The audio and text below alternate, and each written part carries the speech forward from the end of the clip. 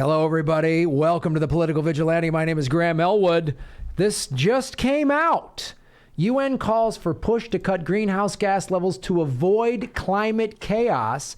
Global emissions must fall by 7.6% a year for the next decade to avoid crisis, the report says. So this is significant because now the UN, which put out that report 2 years ago saying we have to do something, drastic measures by 2030 or it's too late. Right. Which means we need to start today. And I think they're acknowledging with this, because I talked about this on Get Your News On with Ron, I think they're acknowledging that the U.S., we may not be able to depend on them to lead on anything. I think they're really acknowledging that. So it's like, okay, this is the standard we're going to set. Yeah. So maybe if we get out in front, the U.S. will at least follow. And that's, right now, you got a president who doesn't think climate change is real.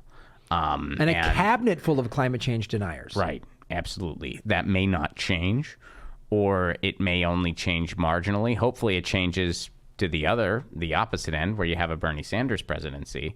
But if it doesn't, you're likely going to have another 4 years of Trump. Hopefully the UN gets out in front of this. And because, if we don't have Bernie Sanders as our next president, we can't count on the U.S. to lead in anything. No. We just can't. Nope. We can't. It won't. There's none of the, not Buttigieg, not Liz Warren, not Kamala, not Biden, none of them that they've been trying to force on us are going to lead the way on climate the way Bernie has, or Tulsi. Like I said, she wrote the OFF Act, his Green New Deal, when he kind of revamped it over the summer. Oh yeah, he gave it a big facelift. He made it the most comprehensive one of any candidate that I've seen. Yeah. He flat out said, done with it by 2030. No more oil. Yeah. Not carbon offset bullshit. We're done using it. Mm-hmm. And we're going to transition in 10 years to get it so we're done using it. And that's what it's going to take. So I think you're right. I think the UN is basically saying we need to... we're going to have to be the world leader. We got to be the world leader. That's what they're saying. And thank goodness. Because someone's got to, and we can't count on the United States at all. Yeah, we can't count on the United States at all, and so I want to bring a couple other statistics from this report that we can kind of go over that just show basically what you're saying. It's not a very lengthy article or report. They're just saying, right. The one thing they need to emphasize in it, because I went through it earlier, they need to really heavily emphasize though coming down on these companies, which is a situation where you really wish that the U.S. was in support. Because, you have to come down against the Walmarts of the world, against the Amazons of the world, against the oil and gas companies. Those are the main... of course I want to get everyone in an electric car. Of course I want to, cut our dependency on oil completely. Of course we got to do all that. But if you don't hammer down on these companies, that it's not going to be enough. It doesn't matter. Well, you have to hold them, like in some cases, and some people have suggested this, some countries have even done this, of holding them legally. Like you're breaking the law. You are legally responsible. Yeah. You have damaged this planet. So you're committing, that's a crime. Yeah. It's just like if you and I are neighbors and I'm doing a bunch of shit that's contaminating your backyard. Yeah. You can call the police on me. Yeah. I can't go into your yard and just, unload some fuel that I don't want anymore. That's illegal. I can't drill under the fence into your backyard and pull out resources under you and then cause a spill in your backyard. So your backyard's contaminated, but mine isn't. Mm-hmm. And I'm not responsible. That's there's no way I could get away with that. Yeah. But let's go into some of the details of this. So it says carbon dioxide emissions in 2018, also accounting for deforestation, rose then more than 55 gigatons and have risen on average by 1.5% a year for the past decade, according to the UN Environmental Program Annual Emission Gap Report. So again, what I think, and the point that you're making, this is backing that up, is they're saying with Trump in the White House and a bunch of climate change deniers, and he's just like balls to the wall drilling and oil and war and doesn't give a shit. And look, the Keystone Pipeline just spilled 380,000 gallons of oil.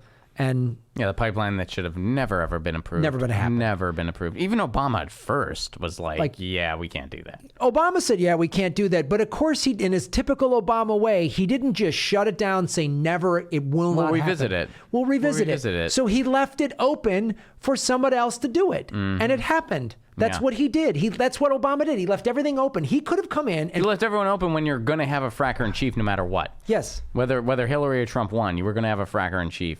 So. Hillary would have pipelined and fracking. Oh, yeah. And bombed the shit out of everything. And her supporters refused to acknowledge that. When I say that, if Hillary was in, we would still be at all these wars, right? They're like, what? I go, are you kidding me? Oh, I remember I got into it with, there was a Hillary supporter I was talking to where the topic was net neutrality. And the person was a big Hillary supporter, and they were just like, well, this is another reason why, Hillary should have been president. And I'm like, okay, look. I have a feeling with the Hillary Clinton presidency, we would have lost net neutrality anyway. The only difference would be I'd be explaining to you why net neutrality is important. Because you would have been convinced it wasn't a big deal if Hillary wasn't that big on it. Because Obama didn't really care that much about it. We almost lost it during Obama. Yeah. So now all of a sudden people on the left really care about whistleblowers. Where were you when Obama jailed Chelsea Manning?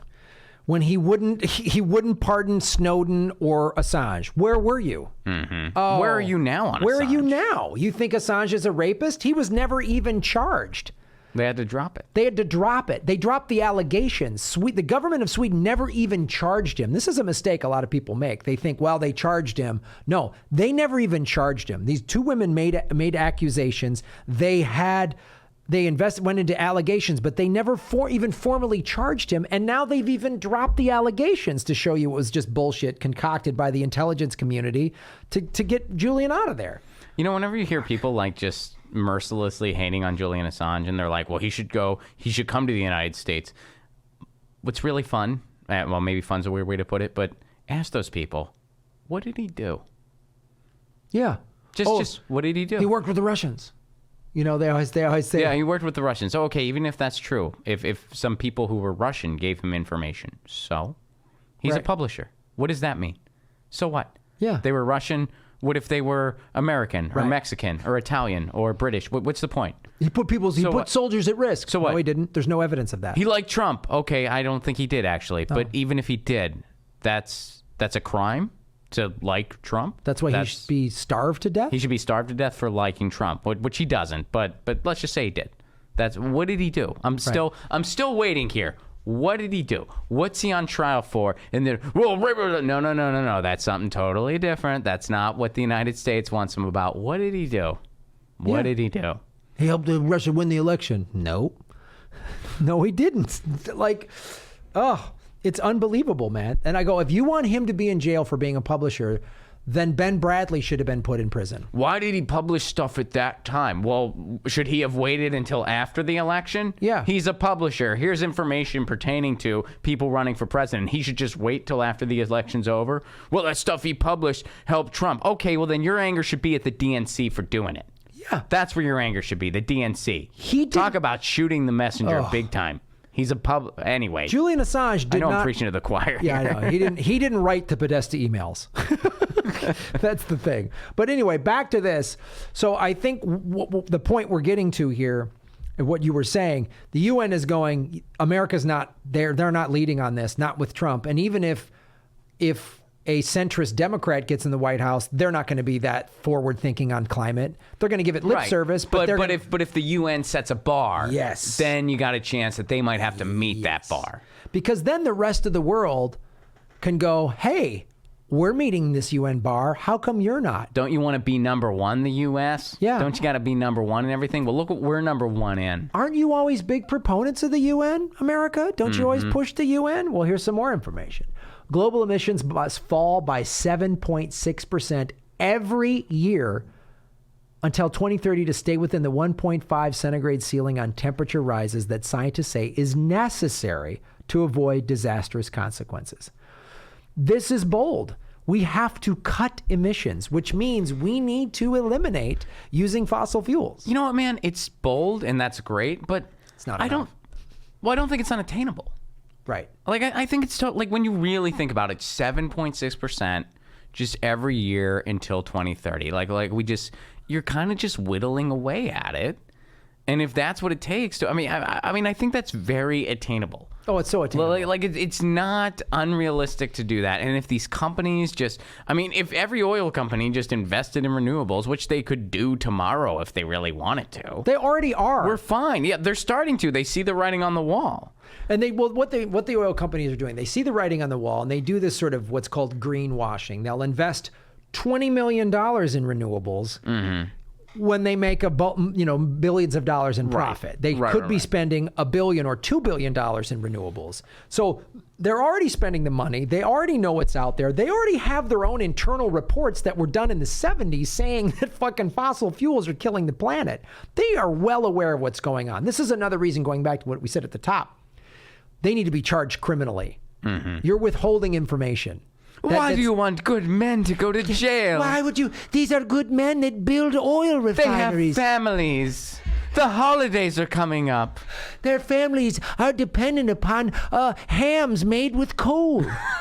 Don't you want a Christmas coal ham, Ron? They're about to roast the turkey in an oil brine, and you want them to go to prison. Oil brine. Don't you want a hot cup of oil cider for the holidays, Ron? Have you ever had fracking fluid potatoes, Greta? Delicious. Don't hate food, Ron. Don't hate food. No one said we hated food, Granny Petrol. God. That's an eventual rebuttal. Greta Thunberg's going to be up there like, look, we want a planet to live on. We're the youth of today. And Granny Petrol, why do you hate food, Greta? Where did this lady come from? What is she talking about? Why is she walking around with a fake fireplace behind her? Current pledges under the Paris Agreement are deemed inadequate. If countries stick to them next year, they would have to reduce emissions to zero from 2030 to avoid raising temperatures by more than 1.5. Yeah, here's the thing. The Paris Accord, which America isn't even a part of, it's too late for the Paris Accord. We should have started when we were supposed to. Yeah, in the 80s. Higher gas mileage standards and carbon offsetting. Great strategies in 1983. Fantastic. It's way too late for that. Right. We need, and I talk about this all the time on this show, and I will continue to talk about this. I will continue to do Epstein stories, and I will continue to talk about climate change. The technology is already there. It just needs mass support. Climate change, reversing climate change, is one of the few things where actually we need top-down change. Right. Most stuff is better grassroots, rising up, you know what I mean? But we need top-down, and we need the United States to lead the way. Mm-hmm. The United States, I did a video recently about someone has figured out a way of using algae to suck CO2 out of the atmosphere. Right. At 400 times the rate the trees do. We mass produce that. We could hit these numbers. We could get this by 2030. We could reverse climate change. There's people doing research on geoengineering.